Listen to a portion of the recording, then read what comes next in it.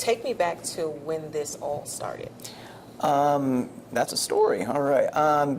This goes back 2019 when the legislature determined that treatment and addiction need to be treated like a chronic disease. So prior to that, it's kind of treated as like an acute episode that basically there's a start and finish, and that's just not how addiction works. Addiction is a lifelong process, like diabetes, heart disease, these things that need constant attention and treatment. So we went back to 2019.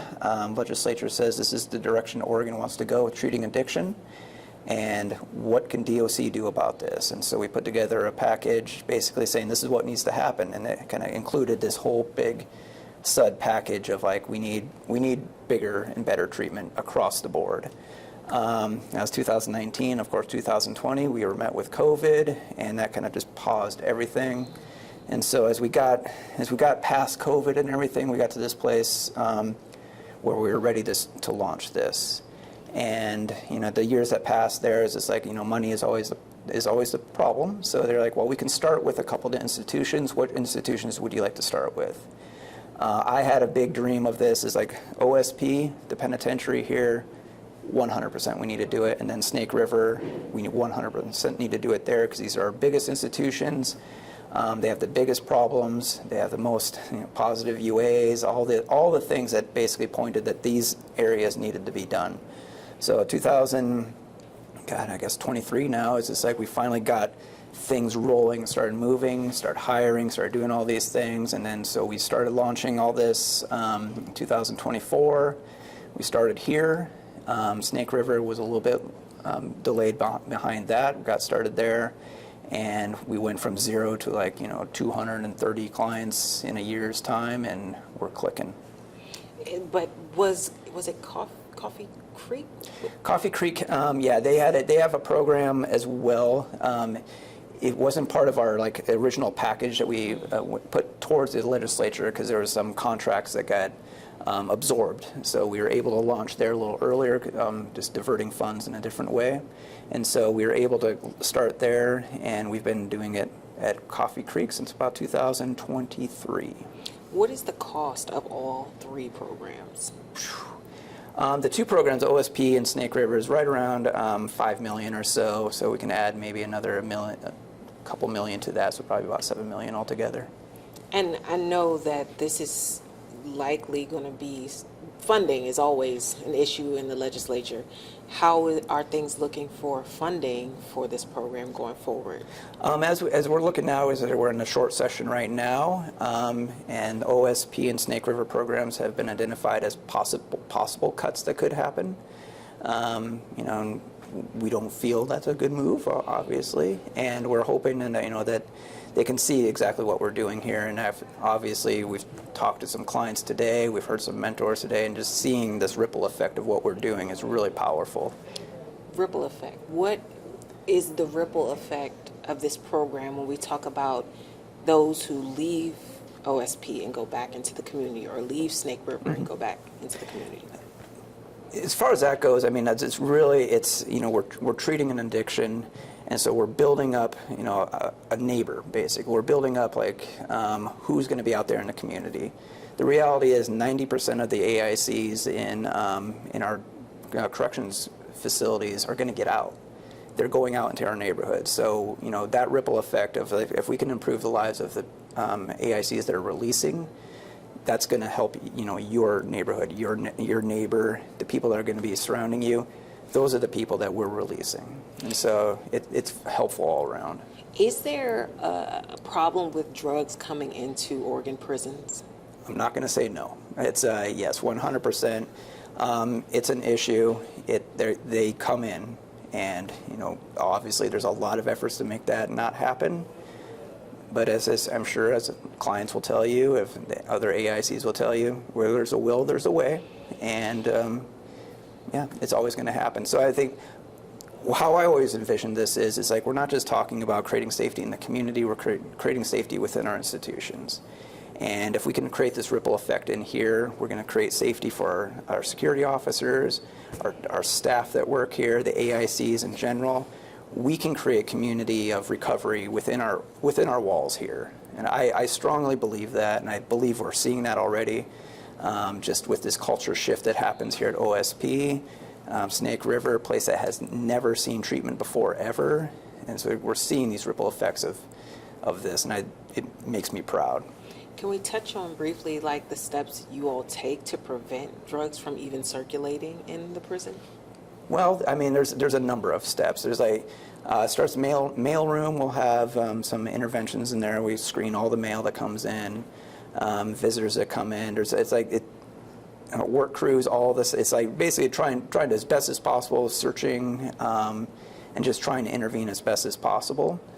But again, where there's a will, there's a way. There's always. With the SUDS program here, how many in OSP are actively in the program now? I'm going to say roughly probably around 230 right now that are active. And that's more or less, we're just kind of restricted by space. That's kind of our biggest thing is like we would love to provide services to everybody and anybody. That's kind of our goal. The SUD programs were designed in this way, again, from the chronic disease perspective, is it doesn't matter where you're at in your incarceration, we will meet with you. So if you just came in, we'll meet with you. If you're doing a life sentence, we'll meet with you. We want to help you as best as possible. When you look at the program as a whole, what number could I put as the amount? Right around 450, maybe 500 AICs altogether. Is that just between Snake River and OSP, or are you That's Snake including... River, OSP, and Coffee Creek. Okay. Yeah. I want to talk about the concept of peer counselors. Mm-hmm. How did you know this would be effective? How was it assumed like this is going to help everybody? It's been, peer mentoring has been a big thing in the community for years, and there's a lot of research showing that, in terms of like an addict helping another addict through their struggle is very important. It's having somebody that's been through that process, being able to walk beside you and guide you through it as well. There's a lot. I mean, it's been really supportive in the community, and here it's just another community. So there's a community here. And it's finding the right individuals that have that right mindset. And so one of the things we require for anybody that becomes a mentor is they've had to have done some type of treatment. They had to have gone through their own journey. So, and sometimes they do it with us, and we love it when they go through our program. When we're training our mentors, we ask them to go through some of our treatment groups, so they have that language, they have that, that vocabulary that they can use to help their clients work with them. But this is an environment where you need those wraparound services. You need somebody there that they can look to and say, if he can do it, I can do it, and it's not impossible. And these counselors, they're actually certified like a regular counselor, mental health and addiction counselor would be. Explain that process. So the mentors right now, they go through training. There's a Oregon Health Authority approved training that they go through. It's a 40-hour training that our mentors go through. We have contractors that come and do that training for us. So it's a 40-hour training. After they do that, there's some other steps they need to do in terms of applying and getting certified through the Mental Health Addictions Board of Oregon. Sorry. So we get them certified there. They have, while they're in our institutions, they have a special designation that just says that they're allowed to mentor within our institutions. So their certification will say state next to it with a number. When they get out, we assist with contacting MACBO. We'll let them know this person's ready to get out. They're getting out. They're going to contact you about getting fully certified if they have that capability. We hear sometimes that families feel their family members overdosed in prison. Does a program like this kind of curb that, shave those numbers back? That's the hope, and it's like, I can't point to that specifically and say, yes, this has equated that.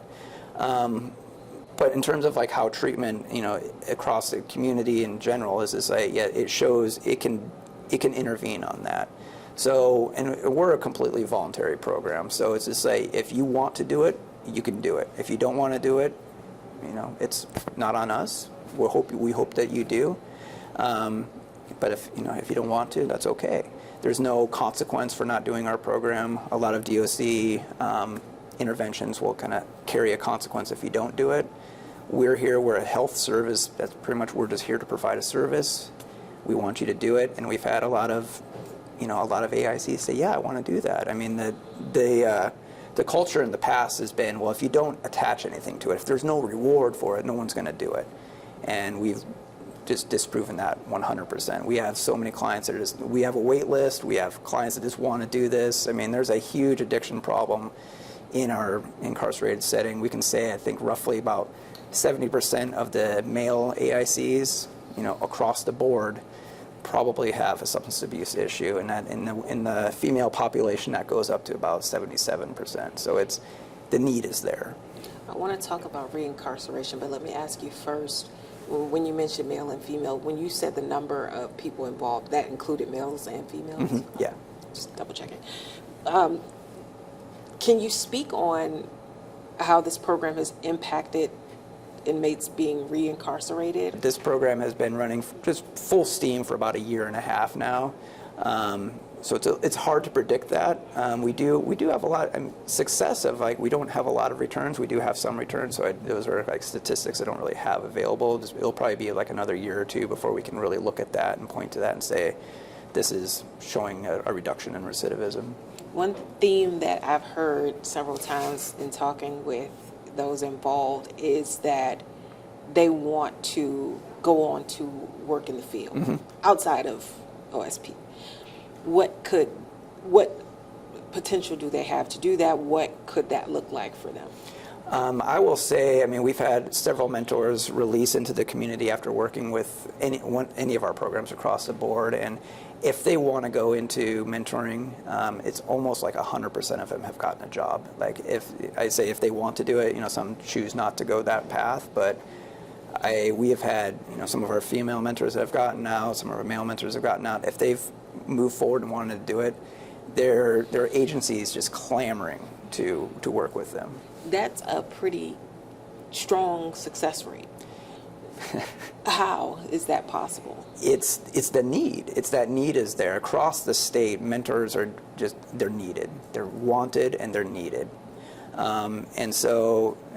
Our mentors, they come out with this very unique experience of working in this environment that's super challenging. This is like boot camp for mentoring. I just in thinking about what they have to deal with here, they're not just mentoring, they're living in the environment that they're mentoring. So they get days off, but there's really no days off. They're 100% 24 hours a day, they are mentoring because, as we've heard from some of our mentors, it's not just what they say, it's what they do. They're being watched all the time, whether that's by security, whether that's by other adults in custody. It's just everybody's watching them, and so it's just they have to raise the bar. And with the amount of groups that they do here, the training that they go through, the working with the clients that they work with, they're walking out with probably more experience than any other mentor has ever had going into the field. And so they love them. And if I've gotten feedback from agencies just saying that is this person is 100% the best mentor we've ever had. I know you said that the program has only been full steam a year and a half, but you mentioned 2023 is a start time.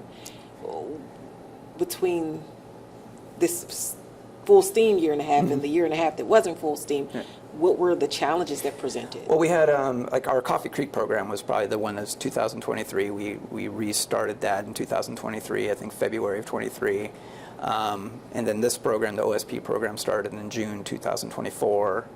It was just really, it's getting staffing, getting our rooms set up, getting, again, this is as an institution is built, there's really, once it's built, that's the space that you have. So we have to work with the space that we have, and there's some challenges with that. And we had to design an office space for us. And so all of our staff, we share one room. We're all we have cubicles together. And that's where we do our one-on-ones.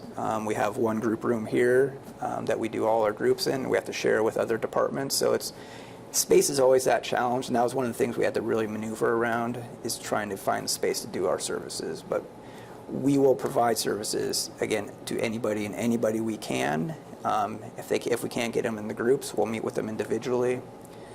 We've had AICs, that we talk about go to our disciplinary housing. We'll go up there and meet with them. The only way to really get out of SUD is to, be discharged successfully, and go into long-term recovery, or they can choose to drop out and come back if they want to. But I use that example because if they go to disciplinary housing, in the past that usually meant you're done with everything, sorry. And for us, that doesn't make sense, because that's like, if you're actively engaging in the symptoms of your disease, that's not a reason to get removed from treatment. That's a reason to increase your treatment. So we'll go meet with you cell side up in DSU and be like, what's happening? What do you want to do? And so I think that's shown a lot. Like, it's shown the institution that, we hear, we care, and we want to continue doing this for everybody. Outside of prison walls, finding substance abuse treatment isn't exactly the easiest thing to do. Hundreds of people are in this program receiving treatment. How does OSP or Department of Corrections in Oregon rank in delivering that substance abuse treatment in comparison to those outside of the prison system? That's an excellent question. I wish I could answer that with full statistics and details. At this point, I think we're on par to be in delivering services, in comparison to that. It's like the community, because it is very similar. Like I mentioned, that we have almost 65-70% of our population, is struggling with addiction, and we're only kind of able to capture this percentage of them. 230 clients right now here at OSP, and we think about there's 1,600 AICs here. So if we think about what 60% of that is like there's still some that are there that we want to reach. We have a wait list. We have people that want treatment that we're trying to engage in a meaningful way. It's just some of those spaces issues. So it's similar to the community in that way. My goal is like when I took this position was I want this program, these SUD programs at every institution we have. I want it across the board, because that's the only way we're really going to make an impact. If that happens, we'll be the largest, mental health and substance use disorder providers in the state, because we will be providing, a lot of services across the board. How do you make it feasible or possible to get this service in 12 prisons? We need, funding, and it's like when it comes to funding, that's the first start. We need funding to, hire staff. And I will say some of the institutions will be challenging to get staff there, at some of the smaller communities that we have, but we've shown success. Like Snake River out in Ontario, Oregon is it's a smaller community. It's on, the east side. I think we heard previously that, there weren't any services out that direction. It's right on the border of Idaho, so there's it's a different culture out there as well. And so it took us a minute, almost about a year or so, just to get fully staffed there. And those would be the challenges, would be the staffing part of it. But we've shown success at Snake River that I think we can duplicate that in Pendleton, Umatilla. We can do those things. And one more question for you. When you reflect on the past year and a half of going full steam with this program, what are the biggest successes you're seeing from the program?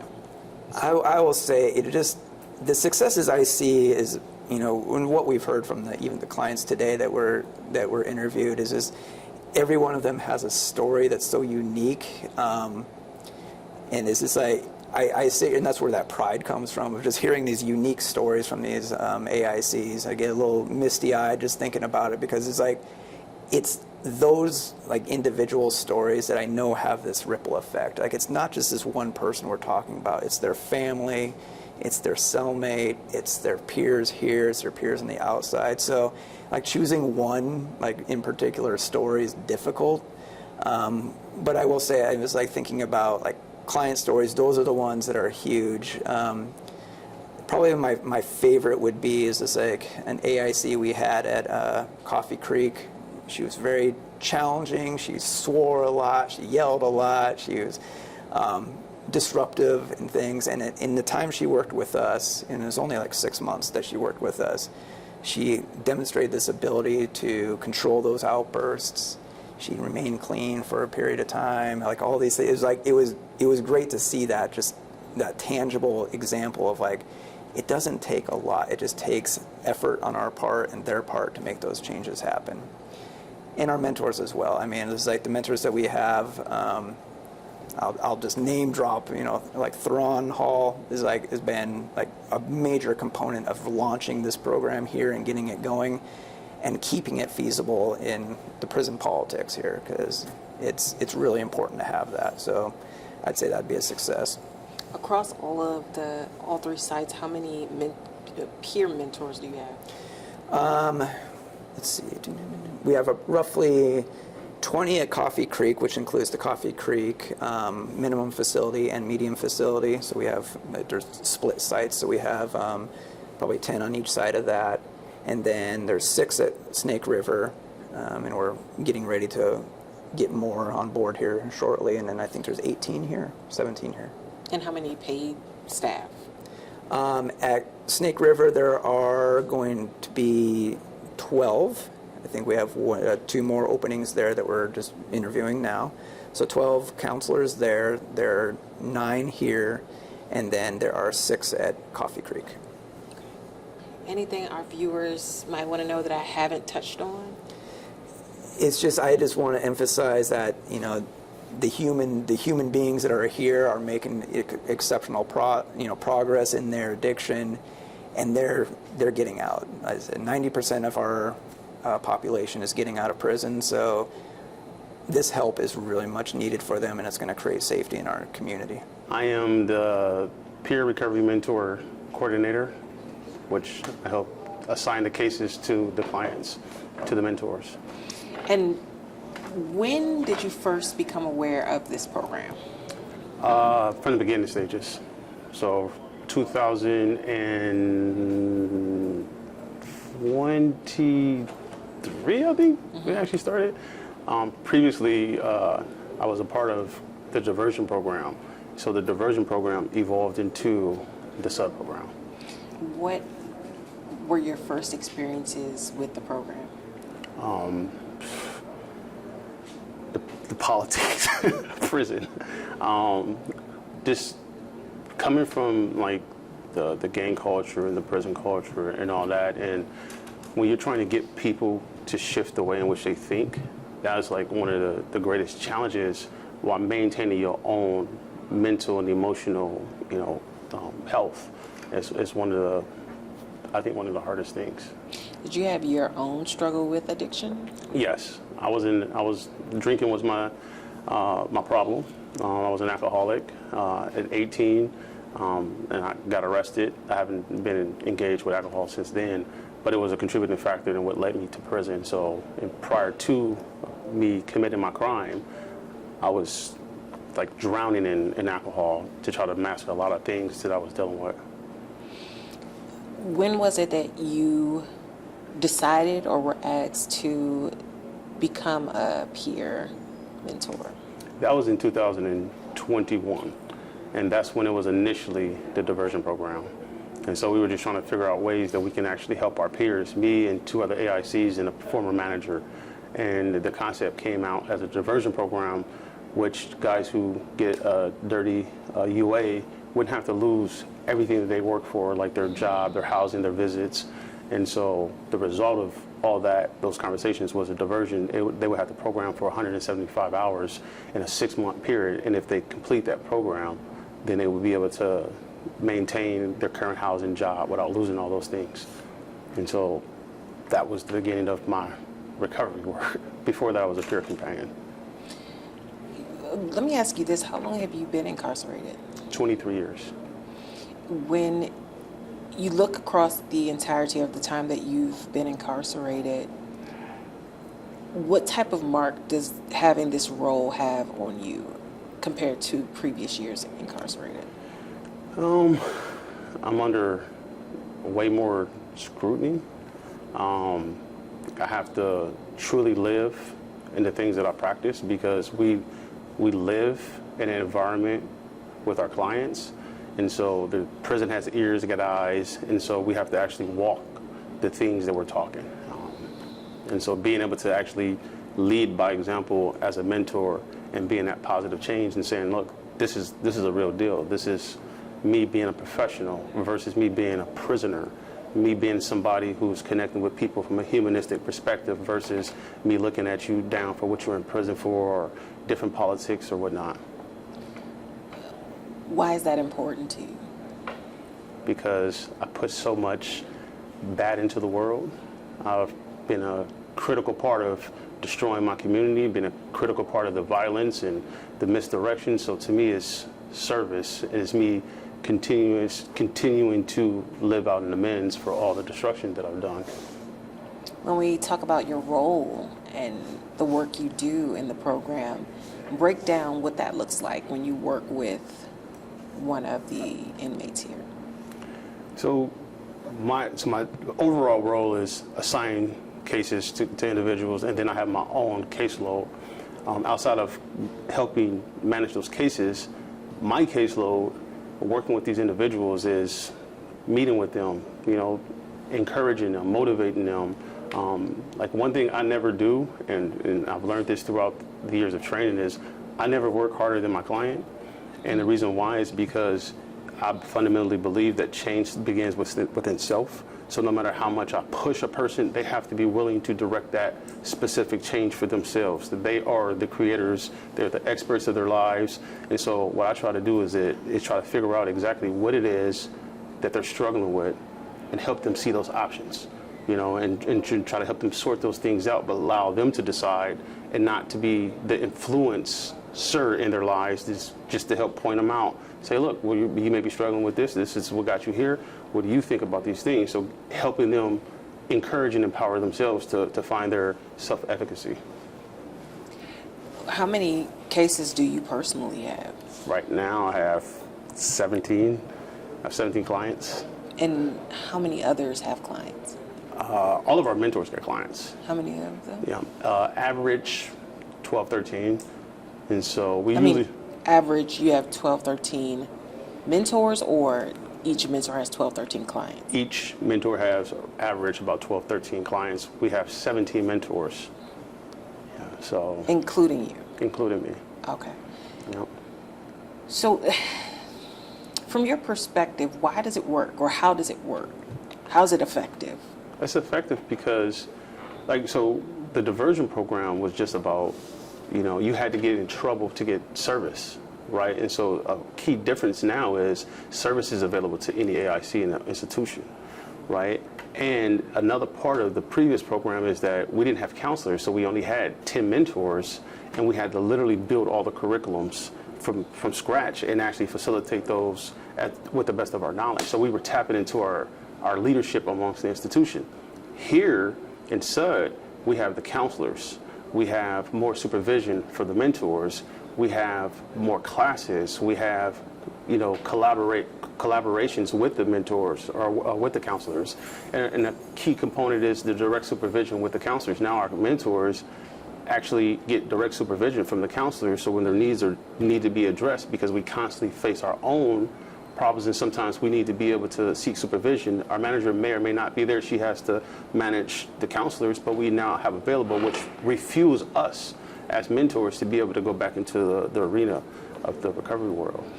I want to just kind of graze the topic of subject matter. What are some of the subjects you touch on with your clients? Relationships, a lot of, the values, specifically, the things that they value, in their addiction, and the things that they value in recovery. Sometimes those things have a conflict.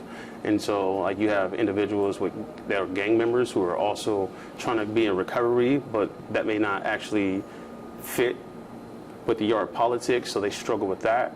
And helping people just know that change is possible I think is the biggest thing, because a lot of people struggle with feelings of hopelessness and darkness inside prison. They don't really see that change is truly possible. So just helping them see that, no, man, you have value other than this thing, prison or your crime or your addiction. You're greater than that, and helping them see their own humanity. Therefore, if they see their own humanity, they can see the impact on humanity in ways that they previously didn't see in their addiction. And one more question for you, Theron. If you could sum up the program from your perspective in a couple sentences, its impact, and how it could shape a person's future and change their trajectory, how would you sum it up?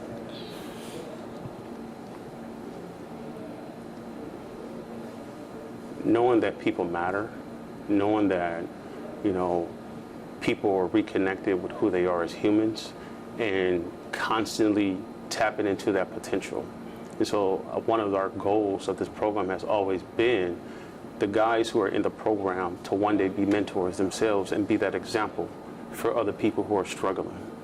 And so, because if we reach a person and they actually get into the program, then we are reversing the cycle of destruction. Now we're improving and empowering the cycle of healing and recovery. And I think that has the greatest impact, because that now the avenues of destruction become the avenues of healing and accountability as well. My role is to facilitate groups and to suit up and show up every day and stay in position to be a positive role model for my clients. I've noticed that I can say a whole bunch of stuff, but what they really respect is when they see me doing the right thing 24/7. And that's what the mentors are doing. They're leading the way, and they're showing that we can change the culture in prison, and we can do the right thing, and you're not weak for doing the right thing. They look at us, and when we do the wrong thing, even if it's something super small, we live with these people. So they know that, and we can't get over on these people. If they know that we're doing the wrong thing and we're not living, if the video don't match the audio and they can see that, they're not going to listen to anything we say. So to remain a credible messenger, what I do is I suit up and I show up every single day. I don't do things that are illegal. I don't do things that are immoral, right? And I set the example that even people like me can do the right thing and change our life. It's never too late. How did you get involved? What made you say, I want to be part of this program? So the first time I heard about the recovery mentors was on the streets. I actually got into recovery, and I had stayed clean for close to a year. I ended up relapsing and ultimately ended up getting shot and coming back to prison for 90 more months. So this is my 22nd year in prison total, over 3 sets. And my year that I was in recovery was one of the best years of my life, even though at that point I didn't have the life skills to continue and I ultimately relapsed. I knew then that I wanted to do something different. And then when I came to prison, I stayed clean. So my clean date is April 17th. So this April I'll have 3 years clean. I've stayed clean the whole time that I've been in prison thus far. And as soon as I got here, this program was already going. It had started a little bit before this prison sentence, but I had a lot of people pulling me up and nudging me in the right direction. They said I had a voice and a message that I could help a lot of people. And I didn't want to believe that the first 40 years of my life were wasted for naught, right? So this gives me some purpose to stay clean and to be a voice for people that I love and care about. That's what else is there for me, right? This gives my life purpose and direction. I think about grace and mercy, right? Sometimes when you get what you don't deserve, right? That's grace, and that's what I got. And mercy, I didn't get what I did deserve. I know what I deserved, and I know where I would be if life were fair.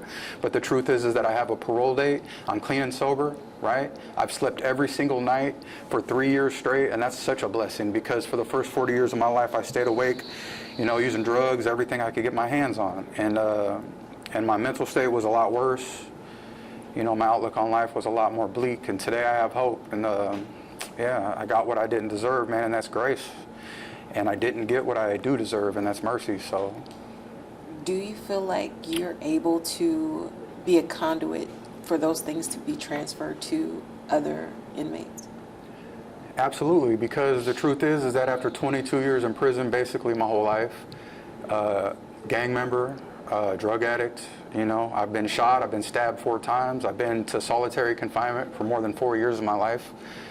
And these people, they know exactly who I am, and if I can change, they can change. If I can do it, and they visually can see me doing it, it gives them hope. They may not know how to do it yet, but anybody that's willing to put in effort to change their life, I'm willing to share my story, I'm willing to give them any advice that I can, I'm willing to help them up out of the swamp.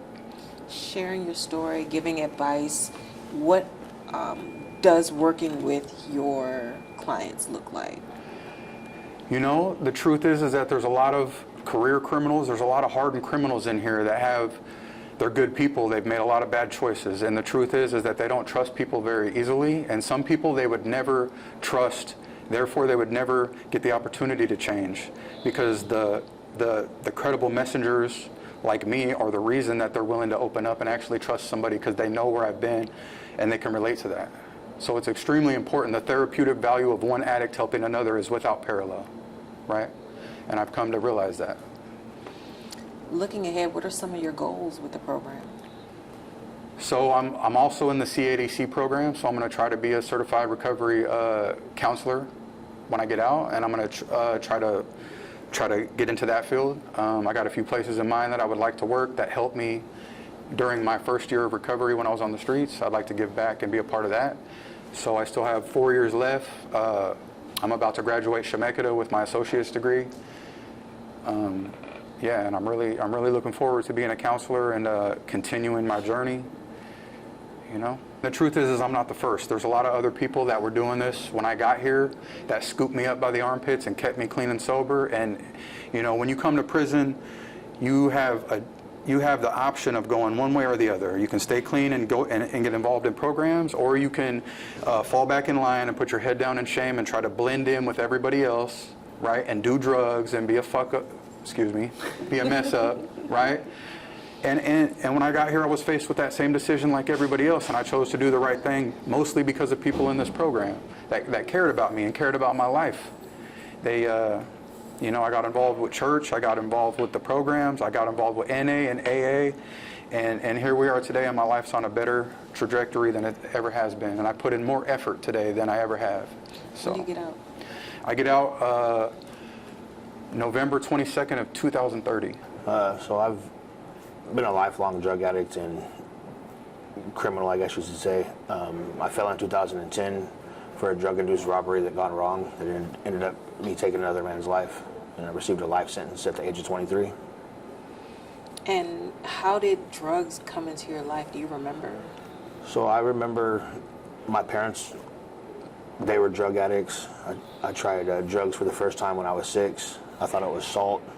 And then I'm originally from Humboldt County, California, and marijuana is a very strong influence of the culture out there. So I've smoked weed continuously since I was about 11. It's when I started to do all the drugs that I did when I was in group homes. And how difficult would you say having an addiction is to kick? Well, without skills and help, impossible. I've got 18 months clean and sober on the 11th of next month. That's the longest I've had since I was 11 years old. And without the skills that I've learned through SUDS, cognitively addressing my addiction, and then like through the clubs, Capital Toastmasters, on how to speak and convey those, I'm able to know that the pros and cons of drug use. I know that if I go down this path, this is what this leads. And as I informed you, I'm in prison serving a life sentence. And SUDS is the first program that has offered care to somebody that has a drug problem since I've come to prison, because a lot of the times they focus on 2 to 5 years sentenced inmates from their bottom number. So here I'm able to get the help that I've needed. I've always wanted it, or I've always needed it, but I haven't always wanted it. And some things happened in 2024 that made me open my eyes to say there's maybe a better way of life. What are some of the key things that you've learned from SUDS that have kept you on track the past 18 months? The biggest thing is, no matter what, I'm going to be all right. What I say by that is, so can I tell you why I joined the SUDS program? It'll kind of tie in. Yes. So my sister passed away February 6th of 2024. I, in essence, lost my mind. I dove into my addiction really bad. Continued to do it until June 6th or 7th, June 7th. And with my addiction, my recurring depression, I tried to commit suicide using drugs as the avenue. By the grace of God, a higher power, whatever you choose to call it, I was unsuccessful. I got out of the disciplinary segregation after this incident occurred, and I heard about the SUD program, and I met a lady named Carol Danford, who was my counselor, that saw through all the smoke and mirrors and the facades that I tried to put up that nobody else could really see through. And then the level of care that, even though sometimes I like to argue it, the level of care that the SUD program employees have are, it baffles me because of other institutions I've been in, that how much they care. The guy that you interviewed first, Theron Hall, he was my mentor before any of this drugs programs that I've taken into account. You know, he was one of the very first people in my life that told me, hey, I see value in you, even though I couldn't see it in myself. And the classes I've learned how to not personalize everything. If you would tell me no, because of how I grew up in group homes and all of that, I would be like, oh, I'm not worth your time. I'm not worth my input. I'm not worth anything. So I would personalize that, even though you were just saying no for maybe you had to go to the bathroom or you had to go feed your kid or something. I'm able to set boundaries with people. I'm able to set boundaries with myself, most importantly. Are you proud of yourself? I am. You know, the best way to explain it is my grandfather did 26 years in the Navy. I can count on one hand how many times he had told me he loved me before I came to prison. He's told me he's proud of me. He's proud of my recovery. He's proud of, he's proud of me. He loves me. And it's good to have something that my family comes together to talk about, other than, oh yeah, he's in prison. Oh yeah, he's getting the hole. He's doing another 3 or 4 years in solitary confinement again because he couldn't control his anger. To call my mom and not hear her stress or hear my grandfather stress while I talk to them, that support is able for me to validate myself. And Edward, one more question. When you look at your mentality, behavior before this 18 months versus coming out on the other side of it, how do you feel you've changed as a person? In a plethora of ways. I see value in myself. I know that what I say to people has meaning behind it, and I can help people in a positive manner. You know, I'm not a CRM or a counselor or anything like that, but I try to mentor the next individual, especially younger lifers coming into prison, to show them, like when I was a kid, I thought prison was glamorous and admirable. There's nothing about either of those things here. If you can come here and get the cognitive skills you need to succeed, if we can help one person and that person help one person, you know, like I have something to offer with the struggles that I've been through, the path in which I've walked. So if I can help somebody, deter them from walking down that same path, I mean, I'm like I tell people, my mission in life right now is to help people to put some positive energy out into the world to combat all the negative energy that I've put out there. I'm 39 years old, been in prison for 16 years, and I have the best life I've ever had in my life sitting at OSB because of the SUD program, because of the counselors that care, because of the mentors that help us. If it wasn't for this program, when my grandmother died on September 8th, I probably would have attempted to commit suicide again because that's how I deal with trauma. But September 11th, I swept everything I had in the toilet, and I've been clean and sober since. This program, how did you come across it? It was honestly a selfish reason. So I had lost my visits. And I joined the program because somebody was like, hey, if you join the program, get your visits back early. So I was like, all right, it's a no-brainer. Get into the program, and now I'm here. And how long ago was it that you joined? So this was back in August of last year. Would you say you deal with drug addiction issues? Now, no. My big thing was alcohol, and being a gang member, I have certain point of views. And being in prison, I don't allow myself to be unaware of my surroundings. So I stress it that much harder of keeping a clear-minded and stuff like that. But it was like my criminal lifestyle only amplified my use. So on the streets, it was like being on autopilot 24/7, if you know what I mean. It's like I'm there, but I'm not there. I'm going through the motions day to day. So coming here and getting into the SUD program, in the classes, I'm taking things that I could use in my everyday life because I need to steer away from criminality. because it only amplifies use, my alcohol, or even falling back into drugs. Because as a kid, when I was young, I dabbled in like things like meth and stuff like that. So When you're participating in the program, what does that look like? What does a day or meeting with your... okay, so for instance, we just had a class today, Helping Men Recover. And it's a good class because it's, I think, about 24 sessions, which is 24 weeks. But it's a class that we start with the same group, end with the same group. And we touch on a lot of things in that class, and it gets real vulnerable. How many people are in your class? Now there's only about, I want to say, eight or 10 of us. Yeah, there's about 8 or 10 of us. And the topics, they get real, sometimes sensitive or hard to talk about. Like what? Today's topic was sexual identity and how we view that type of thing. What's your approach when you're faced with addressing these sensitive topics, maybe sometimes that people wouldn't want to share or be vulnerable about? What's your approach to getting into the session and getting into the class? So at first, it was rough at first. So when I started coming up here to participate in the SUD program, it also allowed me to get into other programs like Toastmasters and being able to talk in front of people. So being able to get in front of people. Pause you. What's Toastmasters? Oh, it's a club up here that works on like public speaking.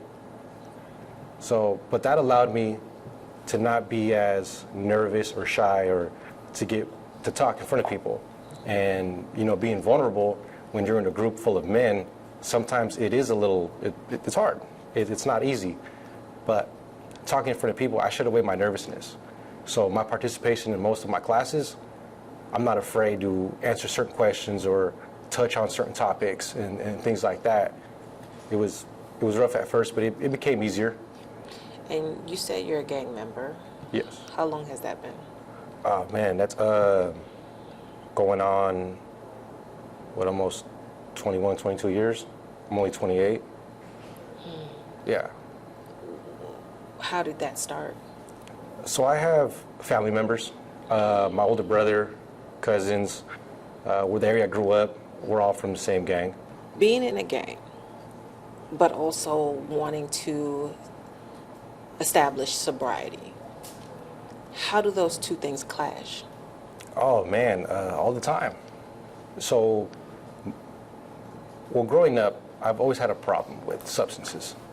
I was never able to get treatment or any of those things because they deemed me, they said, too violent. And they were like, nah, that's not the option. The option is you just need to be incarcerated, in jail. But coming up here and getting involved with some of these things, the point of view from the gang standpoint, it's more like, because of the people that might be up here, it gets looked upon strange because I may not know the next man's charges. I may not know if this man's cooperated with the government or how a person identifies. Even in my time coming up here, I've had a few of my fellow friends look at me kind of like, hey man, what are you doing? You know, so-and-so, these people are up there. Well, I'm up there because I'm trying to better myself in recovery. There's a stigma almost when you come up here and try to better yourself. People think that you might be leaving something else behind when it's just like, hey, I'm just trying to be a better person. Sometimes it can be a bit difficult. So would you say it creates division in those close relationships when people see you kind of bettering yourself? I would say it's like boundaries. It becomes a bit touchy, and not necessarily division, but it's almost, I might lose friends just because of the direction I'm trying to go, and I think that's just kind of like a matter of life. Like you're gonna outgrow friends or people that necessarily don't want to be where you want to be. What is your current sentence? Current sentence is I'm out of here in about 45 days, and then I'm going to federal prison for another 4 more years. When you leave prison, how do you hope to live post-recovery? You know, that's a tough question. As an adult, I've mainly been incarcerated, so I've recognized I'm very institutionalized, but coming through the SUD program, I want to do things like get my CADC, become a certified alcohol and drug counselor, or a CRM. So when I get out, I can involve myself in work that I'm doing here. It's, what is it called, transversal or something, where you can take something here and like you can basically do transferable.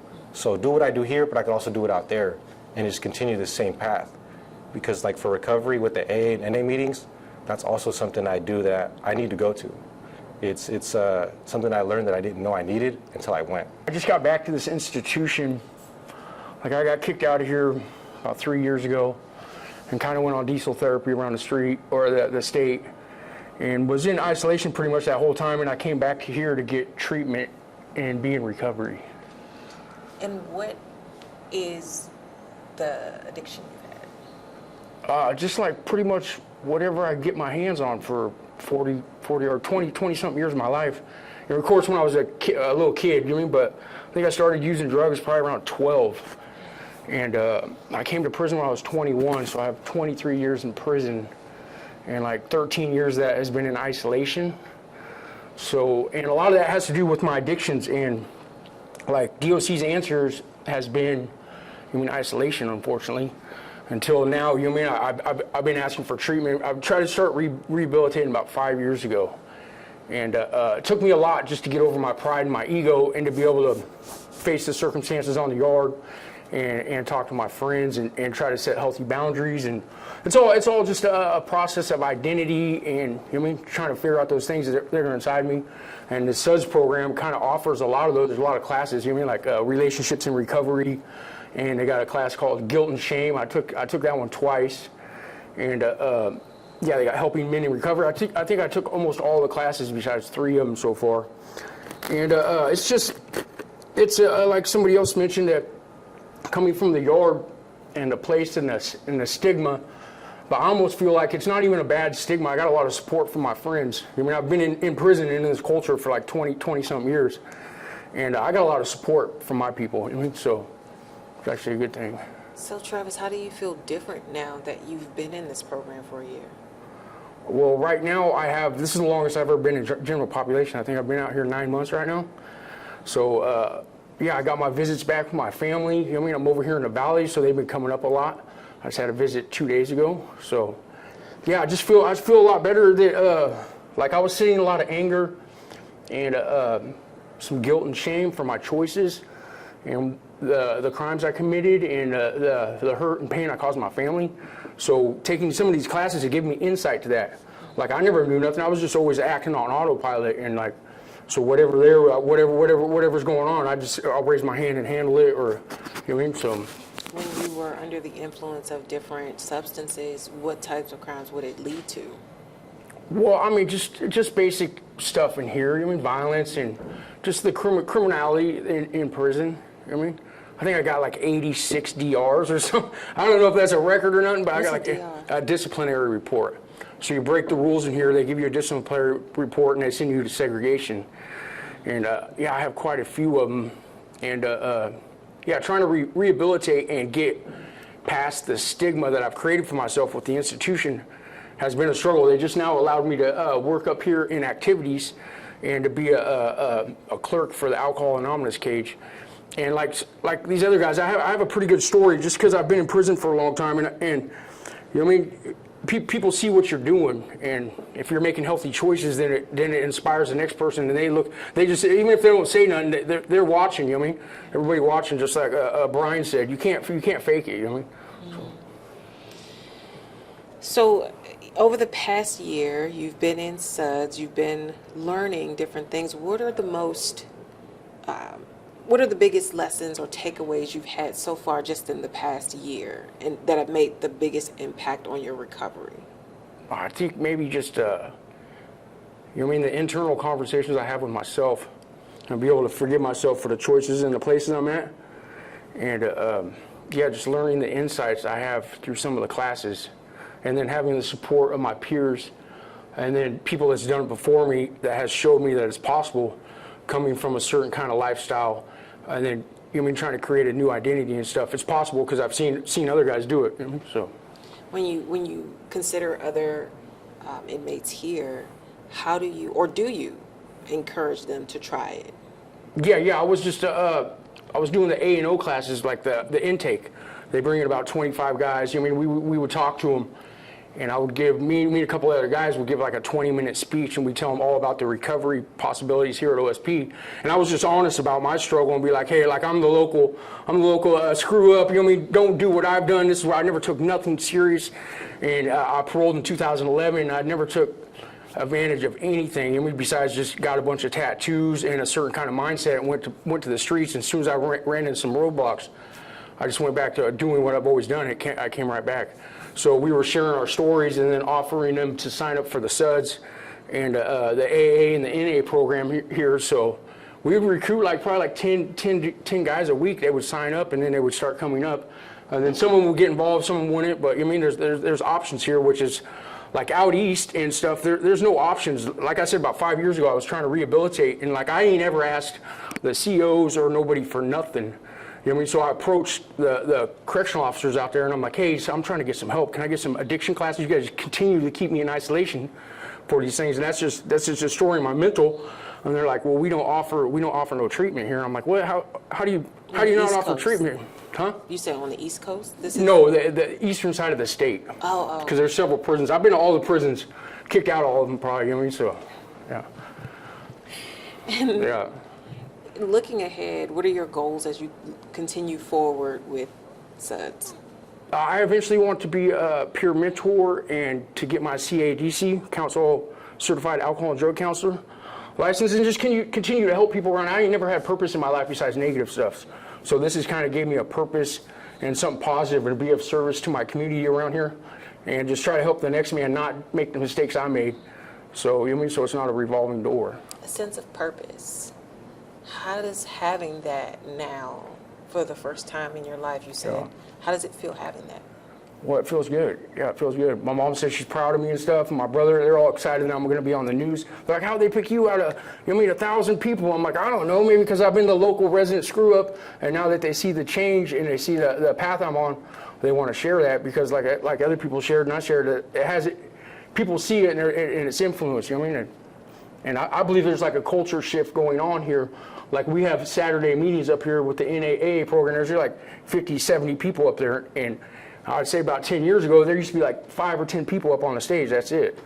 So, you mean the more credible messengers that come from the lifestyle we lived to be in treatment and stuff, then other people see that, and they see us walking around happy and productive, got our visits with the family, and they might want the same things. Maybe they don't, maybe they do. Everybody has their own paths in life, you know. How often do you come to SUDS every week? Well, I've almost done all the classes, so I've been pretty, I was taking probably 3 classes a week. I think I'm down to, I had one this morning. It was a mindfulness, like a meditation one. And I'm on the waiting list for 2 more classes, the last 2 that I haven't took. Before you were a counselor, you experienced incarceration. I did, yes. Tell me a little bit about it. Yeah, so growing up from a young age, I got involved in drugs and alcohol. I didn't really know how to cope, so I ended up in prison the first time at 18. And then, I got out. It was a very short time, or short stint.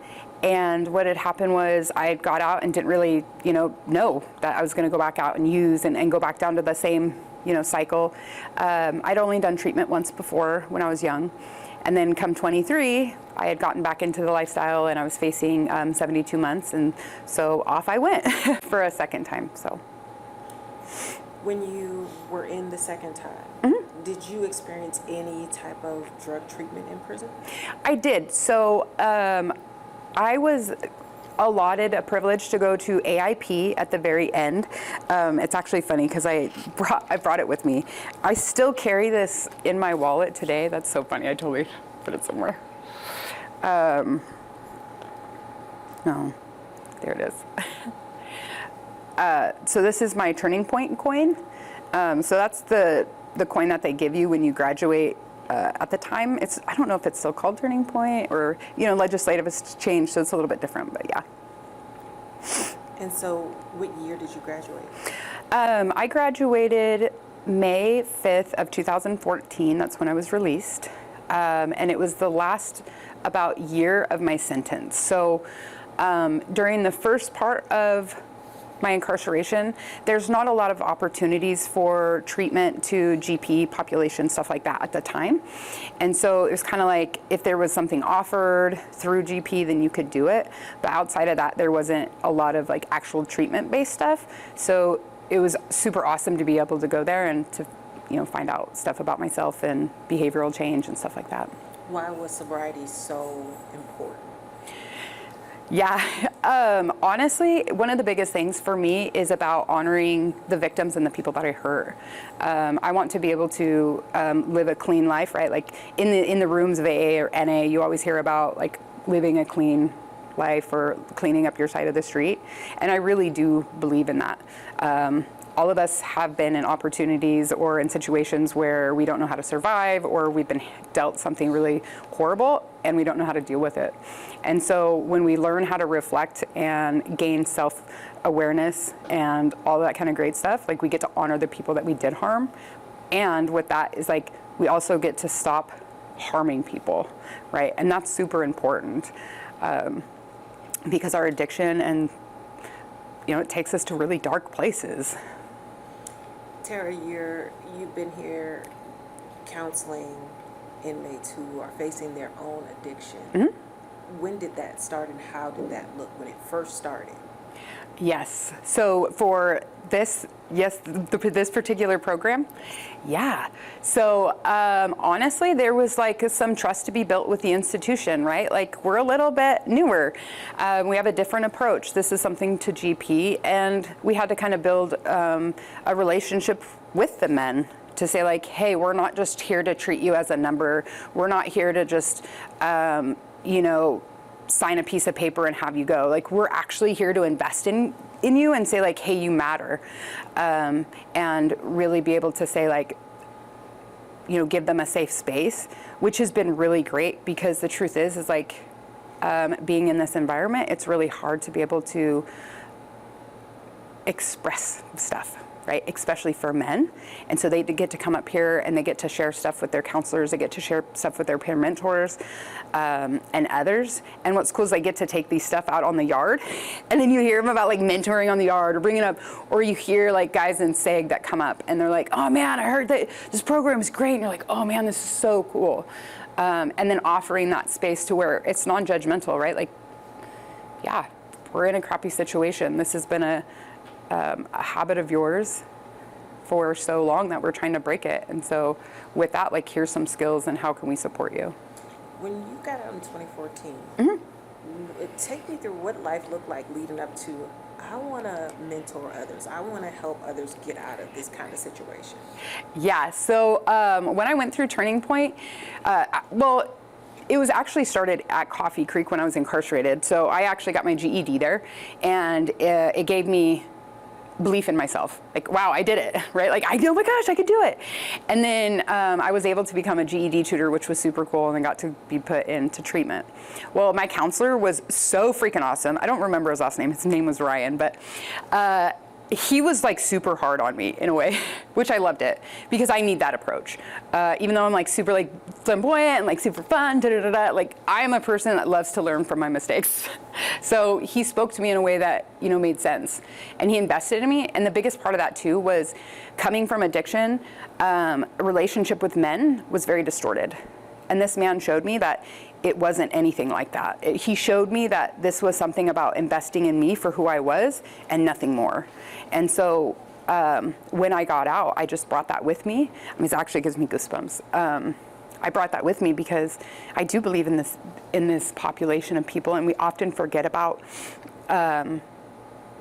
those that, you know, commit crimes or those that go out into addiction, because we do harm people in the way. And so with honor, we, you know, focus on them, which is good.